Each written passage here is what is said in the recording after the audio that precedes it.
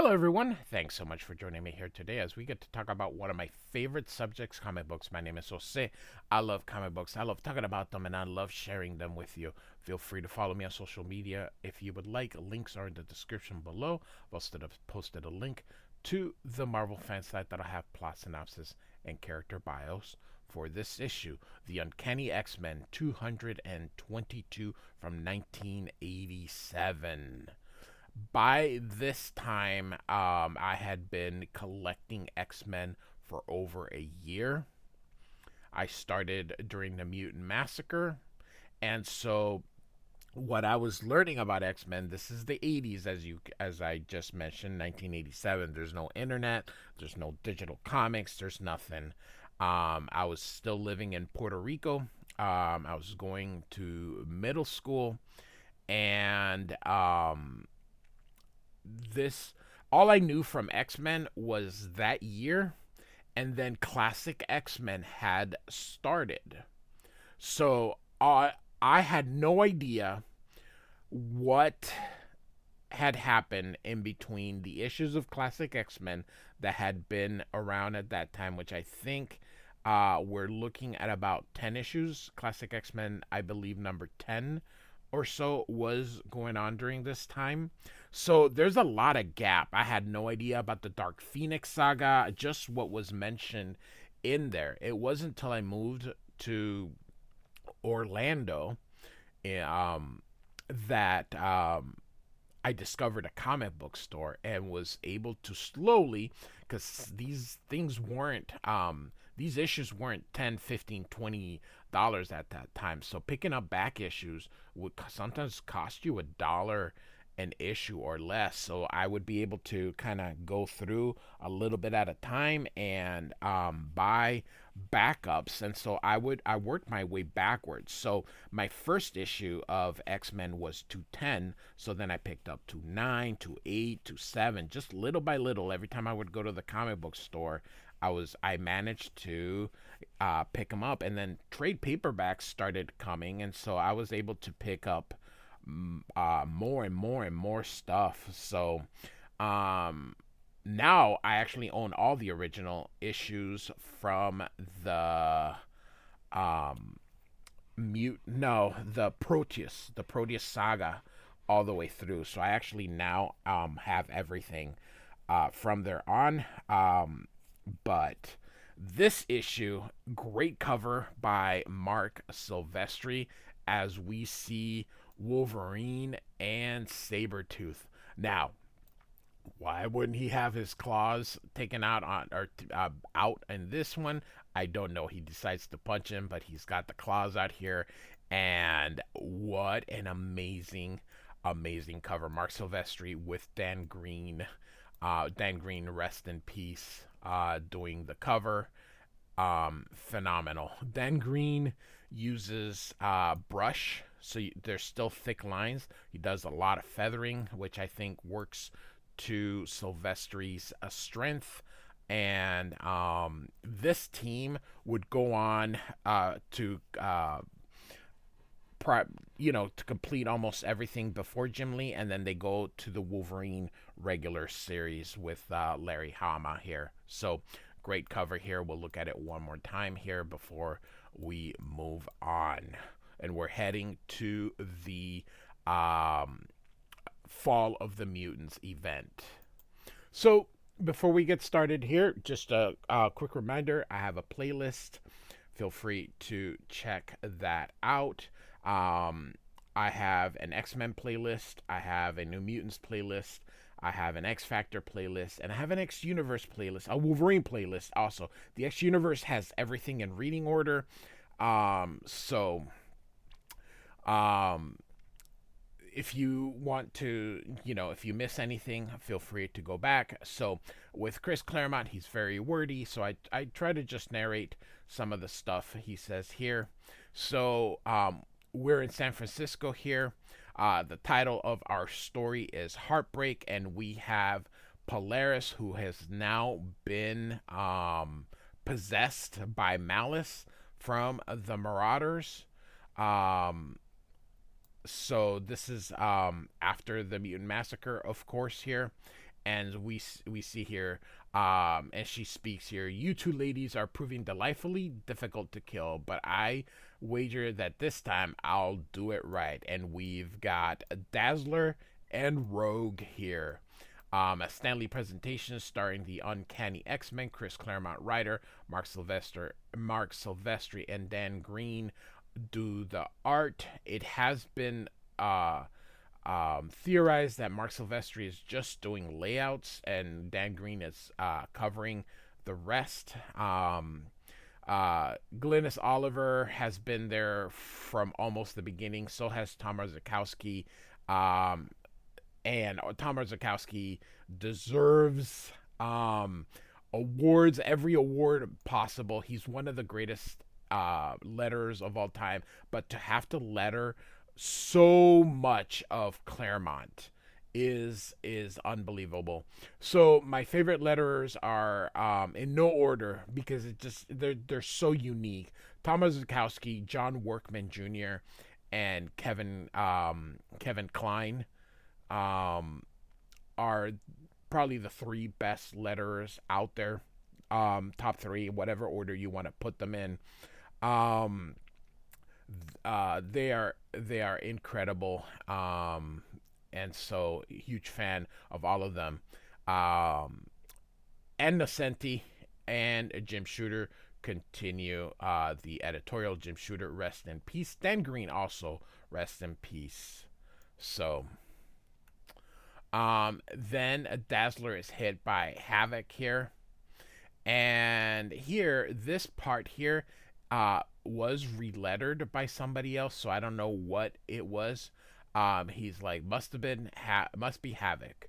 Wonder if he knew he was shooting at his own girlfriends. Her shields deflected the brunt of the blast. And so you can see Polaris is about to go down, but the force still knocked her unconscious. I'll fly up and catch her and then carry us to the shore. And so this guy's just sitting at the beach looking at the pretty girls, and then he sees Rogue, Polaris, and Dazzler. I am. Does San Francisco have beaches? I never see like a beach in San Francisco. Um, Rogue is tired, so she's about to kind of crash into the beach here, and all the onlookers are coming, and we see a streetcar here with some police, and they're coming through here, and they have the X-Men in there. You can see very wordy. They're gonna give a recap basically of the previous issue, talking about Maddie, talking about the mutant massacre, all these marauders, all that stuff. So we are going to skip it here. And so she asks, so after all this, talking about the marauders and all this kind of stuff, they finally go, who do they work for? And why is this woman after Madeline Pryor? And Betsy says, I don't know, but I mean to learn. And so Chris Claremont lets us know about Betty and that she's a telepath, all that good stuff. And so I love this visual of every time she uses her powers, you can see these eyes sort of in, and Rogue um, hears her psychically, and so he's like, "Yeah, I'm alive, Psylocke, and now thanks to you, wide awake. Got a prisoner for you to mind scan. The new leader of the Marauders.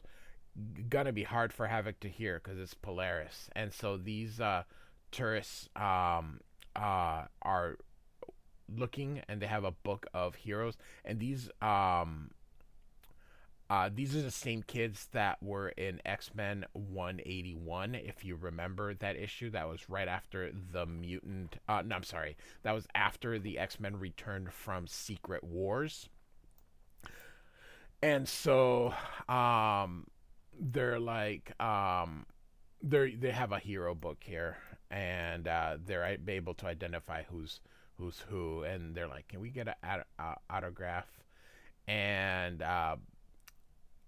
oh my god, I have such a hard time remembering her for some reason. Dazzler says, "You youngsters, in fact, all you people, better clear out of the beach for your own safety." And Dazzler's like, "Ah, get out of here, kids." And she says, "Thank you for saving my life." And Dazzler says, "I'd have done the same for any X-Men." And Rogue says, "Yeah, but you did it for me, and that means a lot." As she kind of takes off. Remember, these two have issues because Rogue tried to kill her back in her super villain days here. And so she's complaining about the salt water not good on the hair, that she's cold, and she's thinking about Polaris, what made her switch sides. She doesn't know that she's punished or she's possessed by malice, and she needs to recharge her powers, which is to absorb sounds. Chris Claremont always lets us know, but she's taking all the sounds so nobody can hear anything. And now all of a sudden everybody freaks out. They're like, "Hey, these X-Men are on the beach or mutants," and so she's creating a light show. And so Havoc says, "Hey, you're scaring everybody," and she didn't realize that.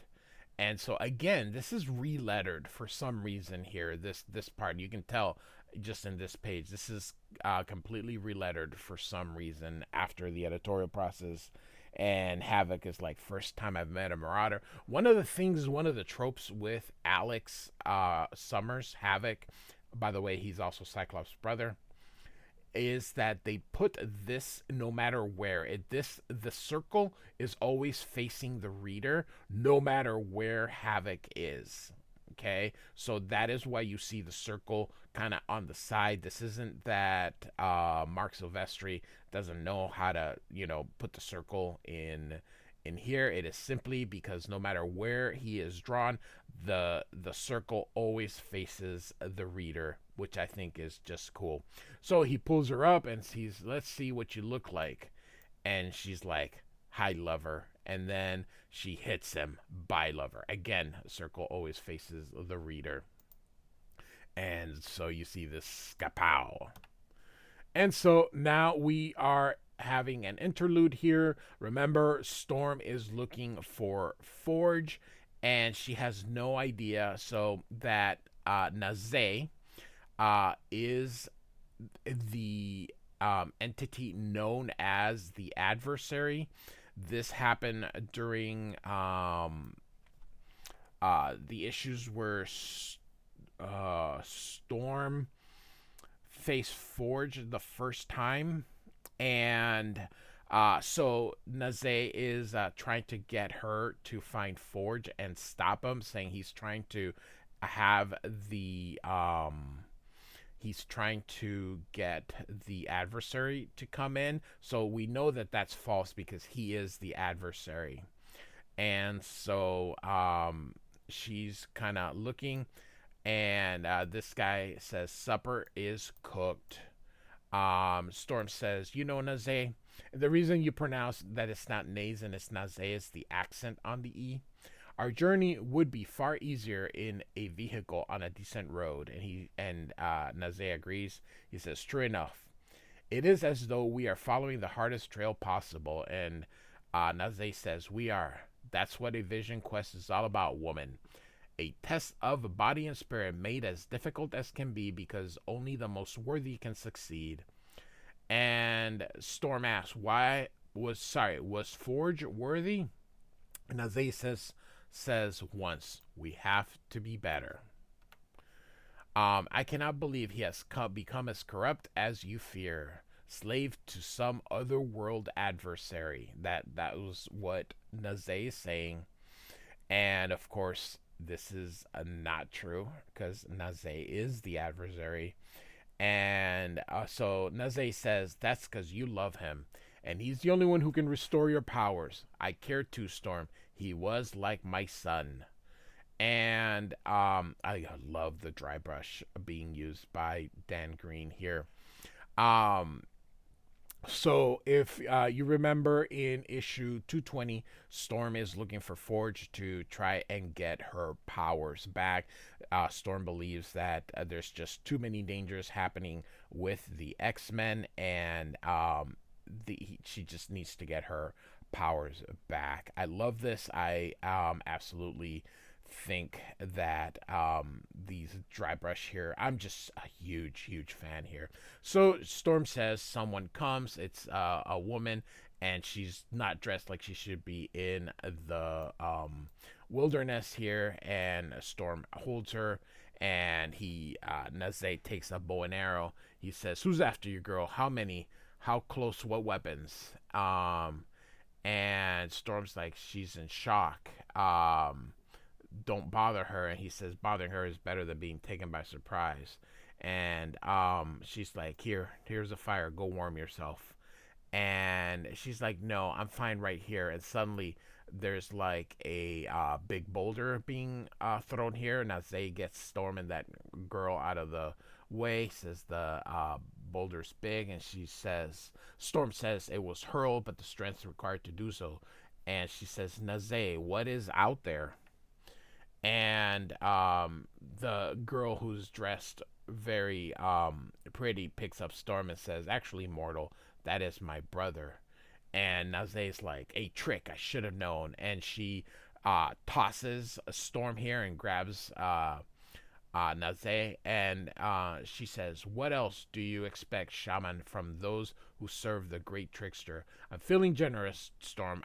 I grant you a last wind to ride to your death." And so she's about to hit that boulder, and she says that impact is sure to smash me to a pulp unless I can twist out of the way. And she still ends up hitting it a little bit, but misses it. And she's like, not my finest move, but one of the more welcome.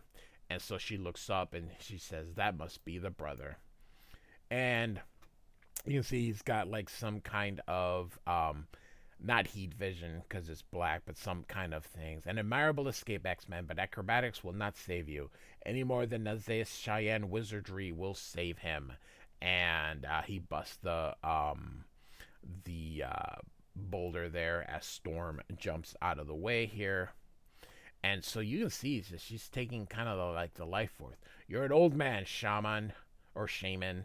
Um, it won't but take a moment to drain out your life force.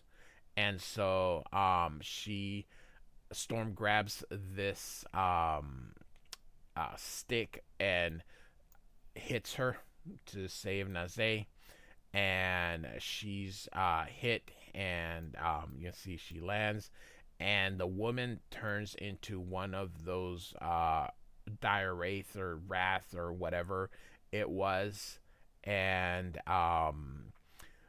she's like gonna go after Storm here. So that is what we have here.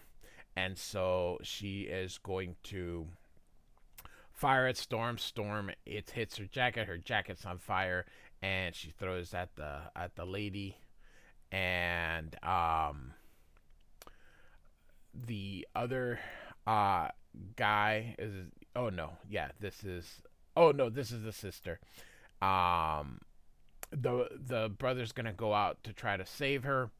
And Storm catches him, and he now turns into one of those things here, and he says he's gonna claw her in there and picks her up here. And at the same time, one of the things about Claremont is he also narrates some of the other stuff that it doesn't quite make it into the drawing. So anyway, um, he says the claws are like acid here, and or feels like acids, and he's going to try to take her life force, which he you can see kind of doing it. And it says here it will reduce the body to a withered mummified husk and enslave the soul forever. And suddenly off panel, never boast shadow spawn and Naze, um excuse me, till your battle's won and your foes well and truly slain.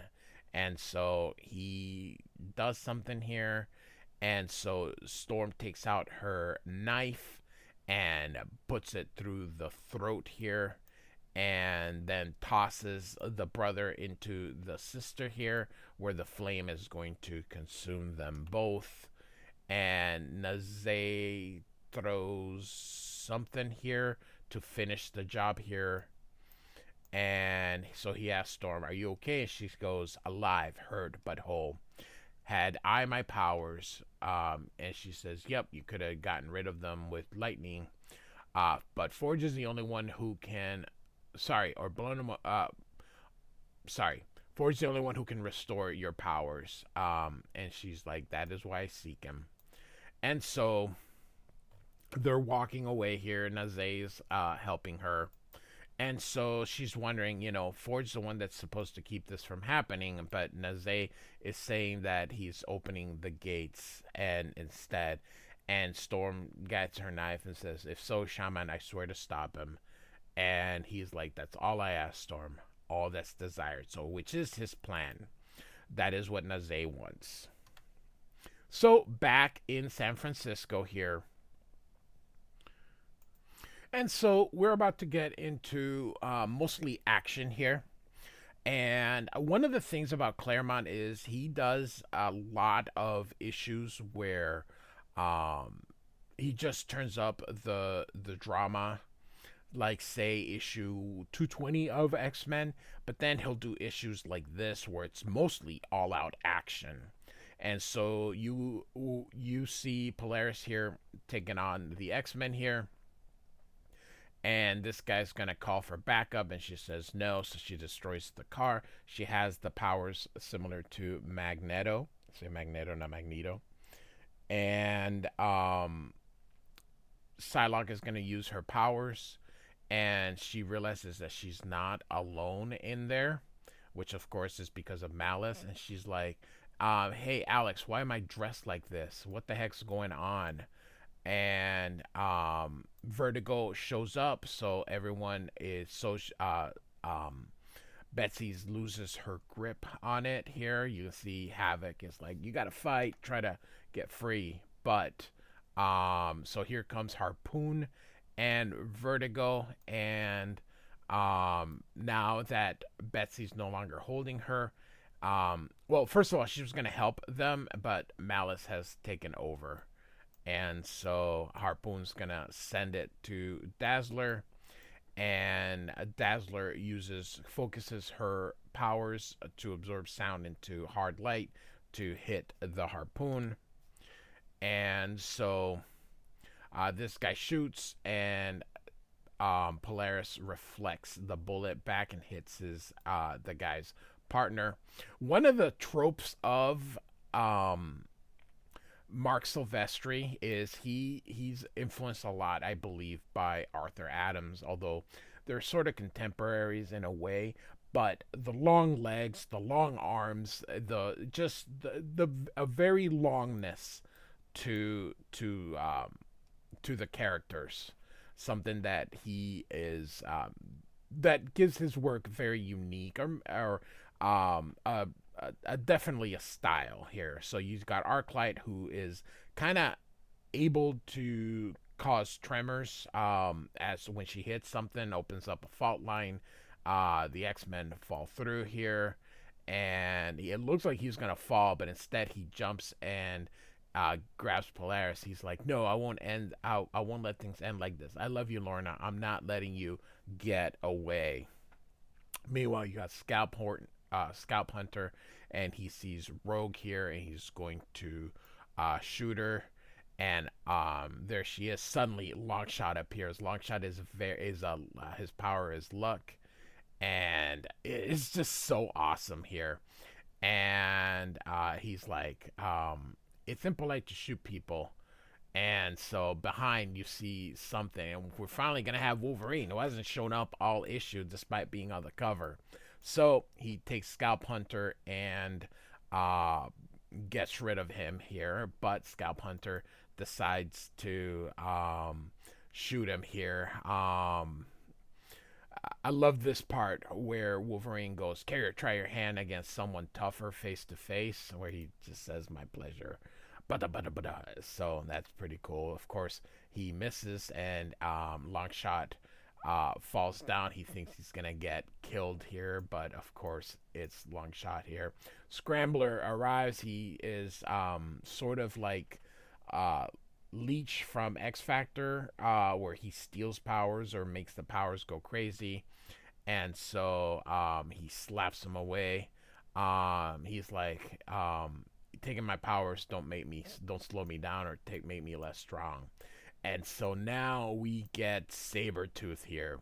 But when my claws rip out your throat, my boy, you'll die because his healing factor is not going to work.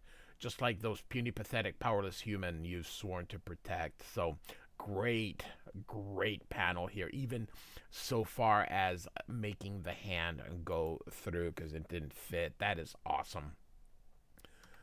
And so he hits Wolverine here, and he's like, I've waited for this moment. I mean, to enjoy it, savor this kill above all others to the fullest.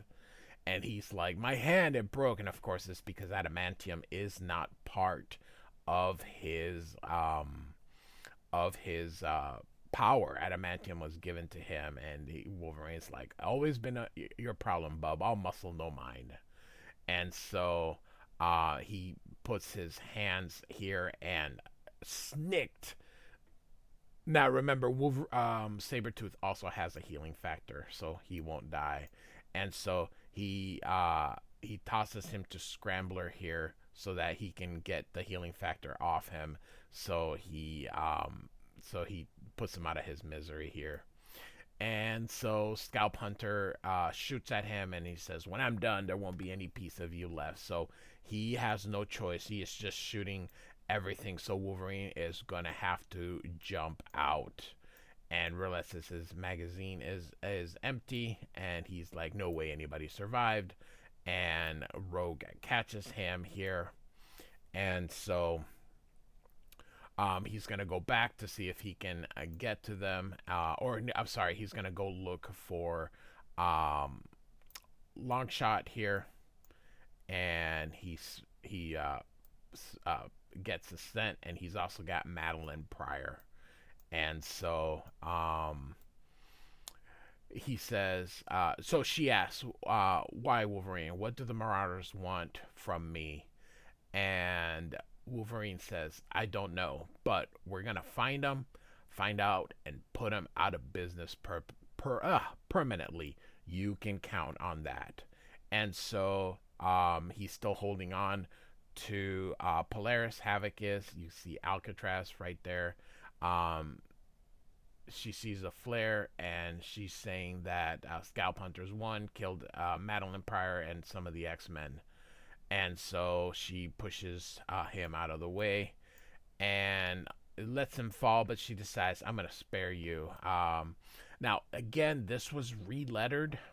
My magnetic power will let you down easy, tormented by the knowledge of what I've become. Happy Landings, lover. And of course, you could always try to stop me the way you did before. And he's like, please don't make me. But he shoots, but not at her. And he's like, Lorna, oh, this is just gripping. And but he didn't kill her. And she says here, what matters is you tried. And so Omen's Importance is the next story. So Uncanny X-Men 222 by Chris Claremont and Marc Silvestri. Good issue, a lot of action. Especially people like me that always complain that sometimes it's just too much drama. But this issue just had the perfect amount of drama and action. So good stuff. Good issue. Like and subscribe. I do thank you so much for listening. Goodbye.